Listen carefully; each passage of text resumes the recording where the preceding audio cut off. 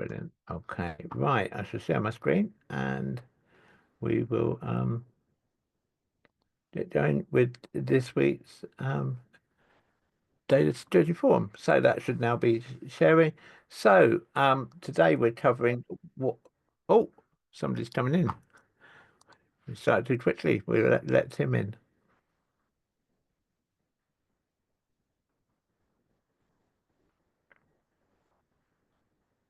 Just give Tim a session to come in, and then we will.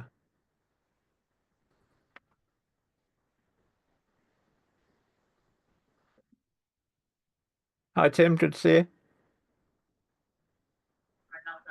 Hey, yeah, how you doing? Yeah, good. Thanks. Yeah, I literally just about to start. I was literally like sort of, oh, we've got no one here, and then but we recorded it anyway, and then you appeared. So great to see you here. So right, I will start again. So today in this week's data security forum, we're going to cover why a tailored privacy policy is essential. And it really is. And this is something that people tend to get wrong. So first of all, we're going to cover what is a privacy policy. Um, and I'm not going to get into the ever or what seems to be the never-ending debate of is it a privacy policy or is it a privacy notice? And my personal view on that argument is it really doesn't matter. Um, it is what it is. If you want to call it, if you want to call it a privacy notice and call it privacy notice, you want to call it privacy policy, call it privacy policy. I can't really see anybody getting worked up about it, but there does seem to be a bit of an ongoing argument in the GDPR community about that at the moment. But whether you call it a policy or a notice, what it is it's a legal statement that explains what data your organization collects, how that data is stored, used, and shared, and how individuals can exercise their data rights given to them under GDPR about that data. And that's the sort of crucial elements that need to be within the privacy policy. So let's look at why now that using a generic privacy policy is not a great idea. The worst kind of generic privacy policy, in my experience, is when people just cut and paste it from someone else's website. Please don't do that. A, you're breaching copyright, and B, you're going to end up with a policy that probably doesn't reflect what you do. Or they buy a policy from one of the legal sites that sells templates. That can work. The problem with that again, though, is to a trained eye, you know it's a template. And, a lot of the time people leave in the words like this template was supplied by XYZ Legal Services or whatever. Nah, don't do that. It just gives it away that you haven't really put the time and effort into it that it's expected. So the risks are that if you use a generic policy, is that you could be non-compliant because the template won't cover your specific data practices, putting you at risk of GDPR violations, a loss of trust, because if people notice that your policy is wrong, I mean, I saw an example the other day of a policy which was clearly wrong because the address that it gave for contact on the privacy policy was nothing like the published addresses, any of the published addresses of the business. And it's also likely then that if you're using a generic policy, you could end up with incorrect information. Because if your policy doesn't match what you actually do, like sharing data with third parties, then you could be misleading your customers. And that's not good to do. And of course, you could have a legal liability. If regulators investigate, then having a generic, inaccurate policy could result in fines and damage to your reputation. So the bottom line is that a generic policy really can do more harm than good. So what makes a privacy policy accurate? Well, it must be tailored. It must be tailored to reflect what actually is your business operations. It's got to be tailored to your customers' expectations. And it's got to be tailored for your communication channels, and we'd come on to that a bit later about why that's important. Because a good privacy policy isn't just about compliance. It's about telling your story, I should say, honestly and clearly. So we mentioned about contact information, and this is one thing that in a lot of privacy policies I see people get wrong. Because Article 12 of GDPR actually says that organizations must make it easy for individuals to contact them about their data. And that if your contact details are missing or hidden, then you're not being compliant. And the rules say that the privacy policy, the rules set out by the EDPB and adopted by the UK government, say that the policy must include for contact details a contact email address. Lots of people do that. A contact telephone number. Few people do that. Contact postal address. Hardly anyone does that. And it's not enough to say, oh, well, we've put our company registration number, so anyone who really wants to know our postal address can go and look it up on Companies House. No, you shouldn't be doing that. It's not for the person wanting to make the request under your privacy policy or privacy notice to do the work. It's for you to do the work and provide that information for them. And plus, if you provide all those details in your privacy policy, instantly it gives the person reading it a feeling that you're open, you're accessible, you're accountable. And why have those three reasons? Well, now, if someone wants to make a quick question, or they do want to request their data, okay, they're more likely to use your email address. But sometimes people just want to speak to somebody. It seems to be becoming a bit of a forgotten art, the whole idea of speaking to somebody about business. But sometimes people just want to speak to somebody, so give them a phone number. And then if people want to get really formal, perhaps they're really upset about something you've done with their data, you let them have a postal address they can send a letter to. It's still a way of communication. And remember when people, we covered the other week, if people do a data subject access request, they can request that information by post too. So, just keep it open. My experience is, actually, with the postal address, hardly anyone ever uses it. But it's there. If people want to use it, then they can. And I say GDPR Article 12 is actually where this is laid out. It's not just a, nice to have. It's an essential. The other thing that's essential, which again people tend to get wrong, is using language that everyone understands, or rather not using language that everyone can understand.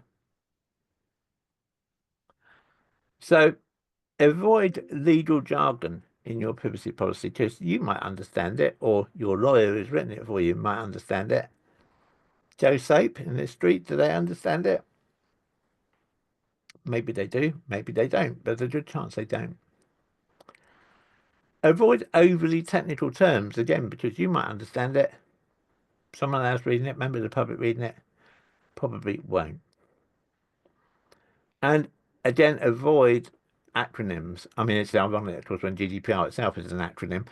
But what I mean is, don't use lots of your business acronyms within it because, again, you just confuse people. And, keeping it simple because clear, simple language helps your customers understand their rights. And on the other hand, it helps them understand your responsibilities. And again, it can show that you're committed to the idea of GDPR and data transparency. And you're not just doing it as a tick box exercise. You're not just saying, oh, well, it says we do have a privacy policy. Oh, well, we better have a privacy policy. Then we'll spend half an hour on that this afternoon. It's not like that. It's spending the time on a good tailored privacy policy actually shows your customers that you care. And the other thing about language, and again, this is laid down in the regulations, is that a privacy policy should be written in plain language that a 12-year-old could understand.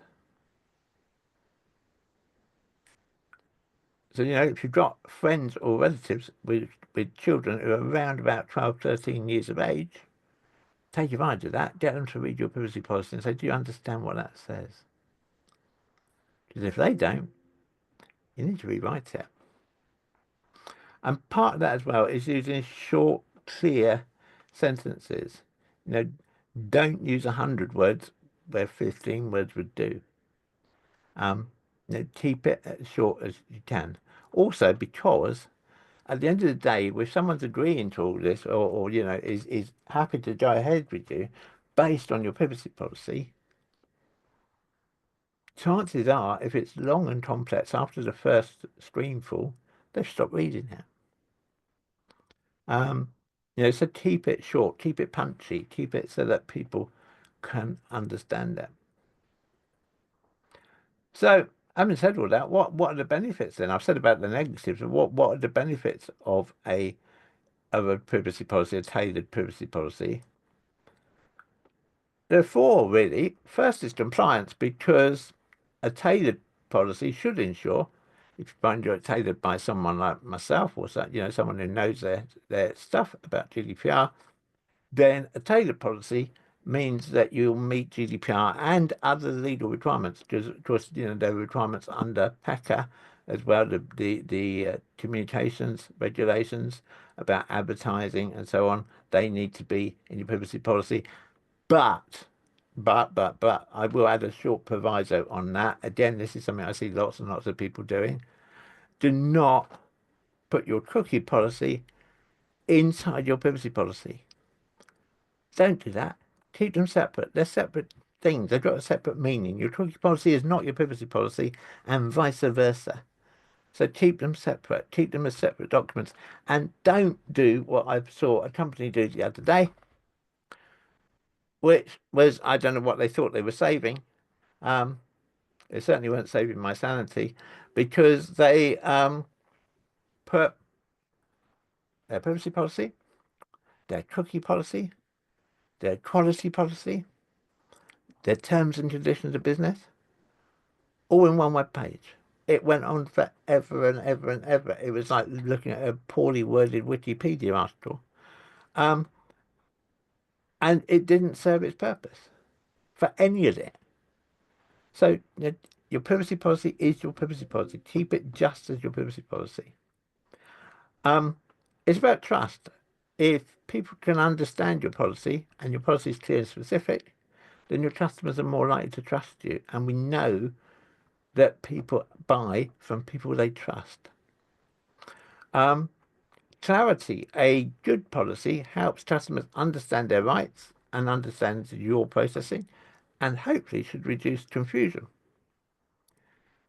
And also it means you're well prepared. It means that if a regulator reviews your policy, and they do, one of the first clues the ICO looks for to see whether they think they need to investigate your business further is looking at your privacy policy. If your privacy policy is crap, or it's out of date, or it says it refers to the Data Protection Act 1998 rather than the Data Protection Act 2018, or it still says we'll charge you £10 for providing your information. Yeah, I found one of those the other day too. It's an instant red flag that there's something wrong there and that company are not getting it. And so, make it so that it is simple to read.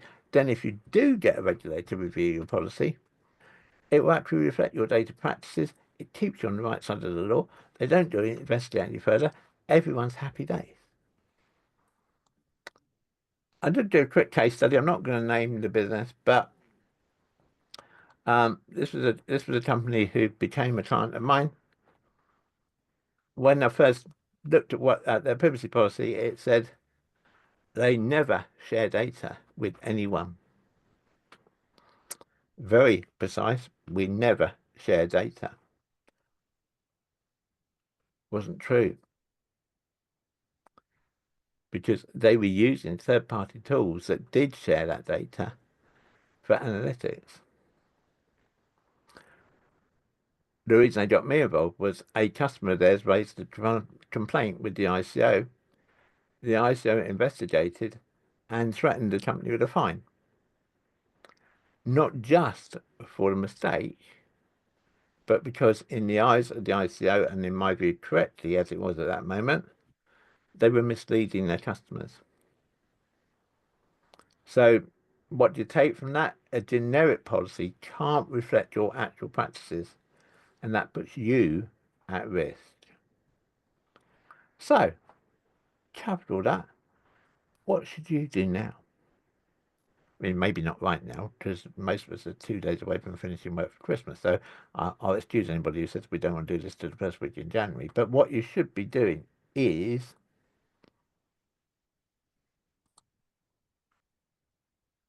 review your current privacy policy. What you're reviewing it for, read it. A, is it simple? B, does it actually reflect what you really do? Second thing to do, map out your data processes. You need to do that anyway. I think we covered this the other week. If we didn't, we'll cover it in a session early in the new year of mapping out your data processes. So what data do you collect, why, and how do you use it? You then need that for your Article 30 ROPA registers anyway. So, you should have that information.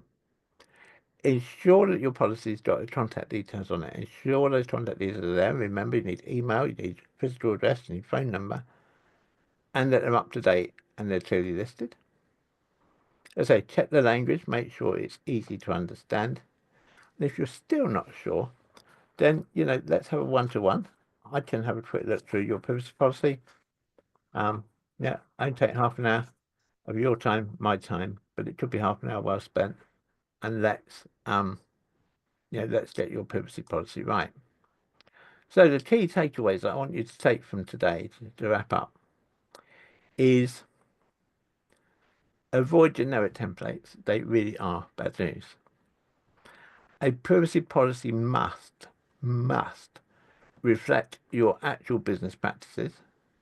It must include clear ways for people to contact you, including email, telephone, and post. And it must use simple language that I say anyone 12 or over can understand. Remember, your privacy policy isn't just a legal requirement. It's a reflection of your organization's value, your honesty, and your commitment to your customers. It really is that important. It's your first point, really, with most clients, most customers, of them seeing how serious you are about looking after their data. Think about that for a minute. If you have an e-commerce site, yes, the first impression people get of your site is how nice do the products look, what's the pricing, how does the checkout look, all of that. But if they don't give you their data, especially they're giving you their credit card data, they're giving you information that potentially is valuable to a bad actor. Make sure they don't think you're a bad actor by making sure that your privacy policy makes sense. So with that, I will stop sharing and gladly take any questions. Tim, if you've got any questions, please fire away.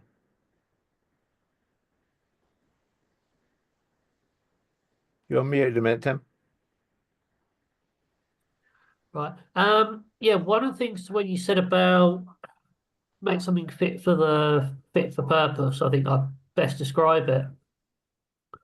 So I've got two sides to the business, business to B, B2B, and I've got a B2C.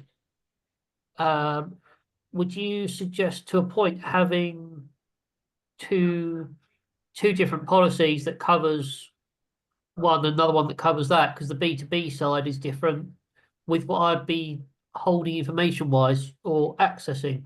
Yes. Yeah, I would say in that case have two policies. They might be 90% the same, but make them specific to what it's doing. Yep. How often would you say to update or review the policies? I mean, I always say to people at least once a year, or if your business changes. Because if you suddenly start doing something you weren't doing before, well, then it's the time to review it. But failing that, I would say once a year, just to make sure that it's still up to date. Yeah. Now, I mean, that might change in new year because the government, UK government's pushing through its new data reform bill at haste, I would say. And so, there may be things that come out of that, but I mean, that's something we're covering the form in the new year once we know what the legislation actually finally looks like. Because at the moment, the House of Lords are doing what the House of Lords, only the House of Lords do well, which is going through it literally sort of word by word and um, hopefully refining it. But yeah. Yeah. No, that's all the questions I've got for Okay. yeah. Excellent. Thanks, Tim. Well, in that case, thank you, everybody. As I say, this is our last Data Security Forum for this year. Just a reminder that from January, and Dorcas will remind me, I hope, when our first one is in January, that we're that we're doing. On the Sorry? 8th. On the 8th. On the 8th. Yeah, so our first one's going to be on the 8th of January. And we're moving it to 9 o'clock on a Wednesday morning rather than 2 o'clock in the afternoon. We're going to try that for January to see if that means we get more people along. And the other thing which is changing, just for those people who are watching the replay of this, is that from January, we've made a decision that you will only get the replay if you attend the session live. So if you're not here, you don't get the replay. Obviously, there might be one-off exceptions to that. If there's a medical reason or a sudden reason why you can't be here, of course, I'm going to listen to that. I'm not going to be absolutely 100% hard and fast. But general rule will be, if you don't attend, you don't get the replay. However, if you don't attend, you will be given an opportunity in the next, sort of on the Thursday or the Friday, to have a one-to-one with me for 20, 25 minutes, where we can talk through what was in the session. In that case, you will then get the replay after you've had the one-to-one with me, but we need to have a one-to-one discussion, just so we can make sure that it's working for you and it's working for me, because at the end of the day, that's why we're all here. But with that, I'm going to finish for the year. I wish you all a very happy Christmas and a happy New Year, and look forward to seeing you back in the 8th of January. Oh, you're muted, then? Oh, Tim's gone. Right, can you stop recording, Dorcas?